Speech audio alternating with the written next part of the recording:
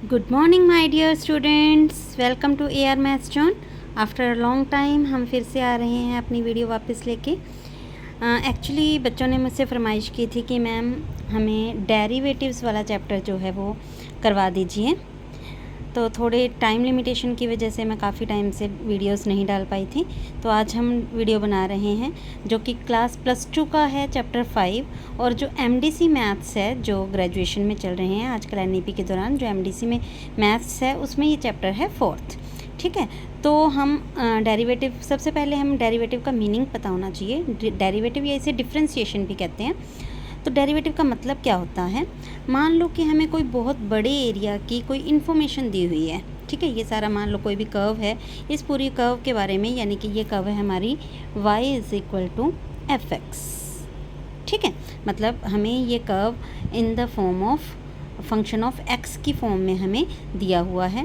अगर जो इन्फॉर्मेशन हमें इस पूरी कर्व के बारे में बताई हुई है, अगर हमने वही सेम इन्फॉर्मेशन बिल्कुल एक छोटे से पार्ट के लिए, उसी कर्व का हमने कोई छोटा सा पार्ट उठाया और उस पार्ट के लिए हमने वही इन्फॉर्मेशन निकालनी हो, तो that is called derivative dy/dx। इसकी नोटेशन होती है dy/dx। और अगर हमने उल्टा चलना हो, मतलब हमें एक बिल्कुल छोटे से पार्ट की इन्फॉर्मेशन दी हो और हमें पूरी कर्व की इन्फॉर्मेशन निकालनी हो, तो इसका उल्टा हो जाएगा। डेरिवेटिव का उल्टा एंटी डेरिवेटिव, यानी कि इसका नाम होता है इंटीग्रेशन। वो भी आपके चैप्टर आएगा।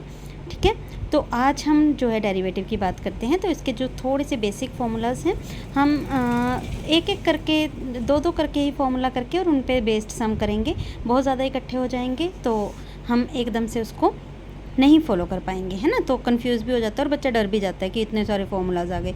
तो आज हम सिर्फ और सिर्फ 3 ही फार्मूलाज कर रहे हैं और उन पे बेस्ड कुछ एक बेसिक सम्स कर रहे हैं। बहुत इजी लगेगा, एक बार सिर्फ इसको ध्यान से समझने की कोशिश करना। सबसे पहला फार्मूला है हमारा कि डेरिवेटिव ऑफ x की पावर n, इसे बोलते हैं डेरिवेटिव ऑफ dy/dx को। dy/dx ऑफ x की पावर n, x की पावर n का डेरिवेटिव क्या होगा? पावर आगे आ जाएगी n और पावर में से एक कम हो जाएगा, x की पावर n-1। ठीक है, ये हमारा फर्स्ट फार्मूला है।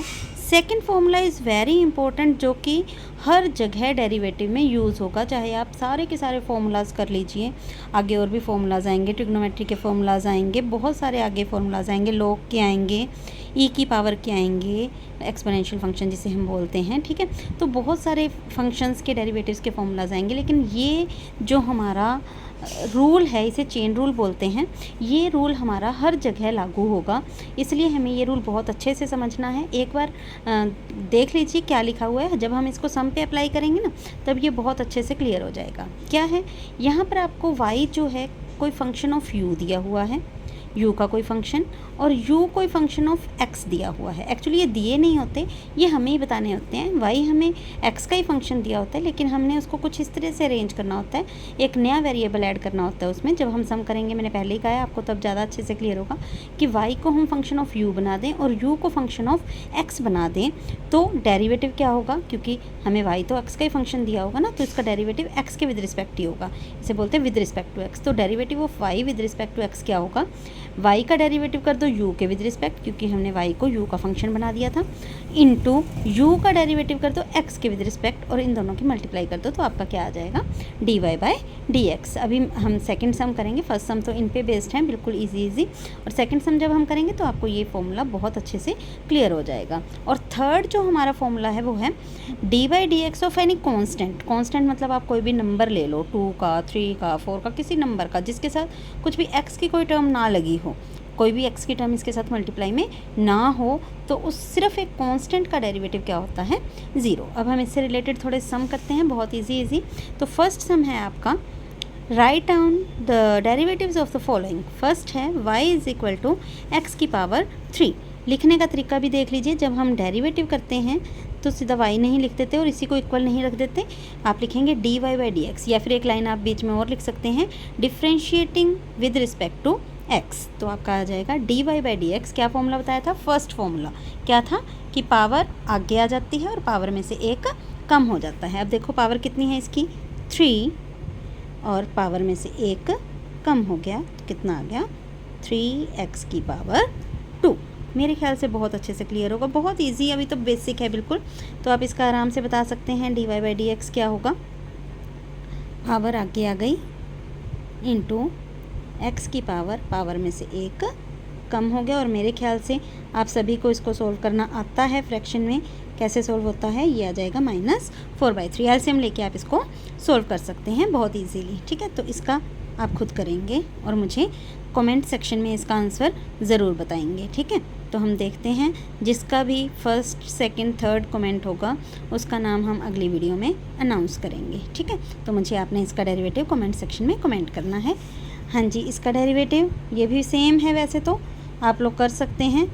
चलो कोई बात नहीं, मैं ये करके दिखा देती हूँ। पावर आगे आ गई, पावर में से एक कम हो गया, ठीक है। अब इसको एलसीएम लेके सोल्व आपने करना है और मुझे बताना है क्या आंसर आएगा। अच्छा, इसको पहले हमें इसको थोड़ा सेट करना पड़ेगा।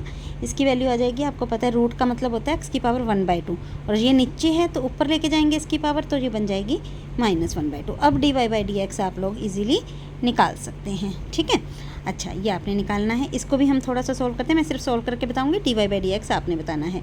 जब आपको पता है दो x की पावर है सेम, मतलब यहाँ पर दो फंक्शंस मल्टीप्लाई हो रहे हैं और जिनका बेस सेम है, आपको पता होगा इनको बेस कहते हैं, और जो ऊपर होते हैं इनको एक्सपोनेंट्स कहते हैं, x जो पावर में होते हैं, ठीक है। इनका बेस सेम है और जब दो बेस सेम हो और मल्टीप्लाई हो रही हो तो पावर उनकी ऐड हो जाती है। तो इसको ऐड कर देते हैं 5/2, क्योंकि ये माइनस की साइन था तो -2/3। और इसको सोल्व करना आपको आता है कैसे। एलसीएम लिया 2 और 3 का 6, फिर इसको इससे डिवाइड किया, 3 आ गया, 3 × 5 15, 4, तो ये आ गया x⁻11/6। अभी ये सिर्फ y की वैल्यू आई है, कहीं सोचो हमारा आंसर आ गया। यहाँ पे ये बच्चे थोड़ी सी गड़बड़ी कर जाते हैं, आता होता है उनको, लेकिन वो क्या करते हैं ना, थोड़ा सा सोल्व करते हैं और उनको लगता है नहीं जी हमारा तो आंसर आ गया।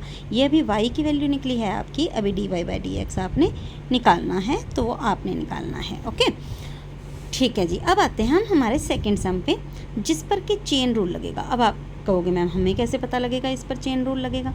देखो, आपको ये दिख रहा है कि हमें फंक्शन y जो दिया हुआ है वो क्या दिया हुआ है, किसी चीज़ की पावर -3, लेकिन वो पावर सिंपल x की नहीं है। जब सिंपल x की थी तो हमने ये सीधे सीधे फॉर्मूलाज लगा दिए थे। यहाँ पर जो पावर है -3 वो सिंपल x की नहीं है। जब ऐसा आ जाए कि हाँ जी x की जगह पे हमें कुछ और दे दिया, हम घबरा से गए कि हमें करना क्या है, तो आप क्या करो, जो जिसकी पावर दी हुई है ना, जैसे ये है, ठीक है, तो इसको u मान लो। तो अपने क्या मान लिया, u बराबर अंदर वाला सिर्फ विद पावर नहीं, फिर तो वो y हो जाएगा पूरा 5x + 3। तो यहाँ पर पुट करोगे तो आपका y क्या आ जाएगा, u की पावर, इसकी जगह u लिख दिया, u की पावर -3। अब आपको ये दिख रहा होगा y तो आपका u की फॉर्म में दिया हुआ है और u आपका x की फॉर्म में दिया हुआ है। यही इसमें कहा था चेन रूल में, क्या कहा था कि y हमें फंक्शन ऑफ u का मतलब y हमें दिया हो u की फॉर्म में और u हमें दिया हो x की फॉर्म में। वही चीज़ आ गई ना, y u की फॉर्म में और u x की फॉर्म में। तो मैंने क्या कहा था, dy/dx किसके इक्वल होगा, dy/du × du/dx। तो हम निकाल देते हैं दोनों, पहले du/dx निकाल देते हैं क्योंकि पहले u लिखा हुआ है हमने। इसमें क्या होगा, 5 एज इट इज़, x का डेरिवेटिव 1। कैसे मैम 1 कैसे आया, x की पावर 1 ही तो है भाई, x की पावर कुछ नहीं लिखी हुई, दैट मीन्स x की पावर 1। पावर आगे आ गई, पावर में से एक कम हो गया, x की पावर 0 इज़ 1, ठीक है। और 3 का डेरिवेटिव अभी बताया था, कांस्टेंट का डेरिवेटिव 0। ये आ गया सिर्फ आपका 5 × 1 5 + 0 5, ठीक है। इसका डेरिवेटिव करो, किसके विद रिस्पेक्ट करोगे अब इसका डेरिवेटिव, क्योंकि ये u की फॉर्म में है तो u की फॉर्म में इसका डेरिवेटिव करो। करते हैं, क्या कहा था, पावर आगे आ गई, पावर में से एक कम हो गया, कम करेंगे -3 -1, यानी मैं सीधा लिख रही हूँ -4। इसके बाद क्या कहा था कि हमने dy/dx निकालना है। क्या आ जाएगा, dy/du × du/dx। यही बताया था मैंने फॉर्मूला। dy/du क्या है, -3 u की पावर -4 × du/dx क्या है 5। ये आ गया जी -15 u। अब हमें आंसर u में नहीं छोड़ना, क्योंकि u तो हमने अपनी तरफ से माना था, है ना, लेट किया था। जब भी हमने आंसर निकालना होता है तो सिर्फ और सिर्फ वेरिएबल्स वही यूज़ होते हैं जो हमें क्वेश्चन में दिए होते हैं। u हमारा यूज़ नहीं हुआ था क्वेश्चन में, इसलिए हम u में आंसर नहीं छोड़ेंगे। u की वैल्यू दोबारा से पुट करेंगे, क्या रखी थी, 5x + 3 और इसकी पावर है -4। ये आपका आंसर हो गया। तो मेरे ख्याल से आप सेकंड पार्ट इसका इजीली कर सकते हैं, ठीक है। पहले अंदर वाले को, इसको आप u मान लेना, तो ये u की 5 बन जाएगा और फिर dy/du निकालना, du/dx निकालना और उनको मल्टीप्लाई कर देना। You got it. आप कमेंट सेक्शन में ज़रूर बताना अगर कोई भी दिक्कत आए तो। आगे बढ़ते हैं इसके थर्ड पार्ट की तरफ। हाँ जी, ये भी सेम है। पहले u मानो, 3 + 7x और यहाँ से y आ जाएगा आपका u की पावर -5/3।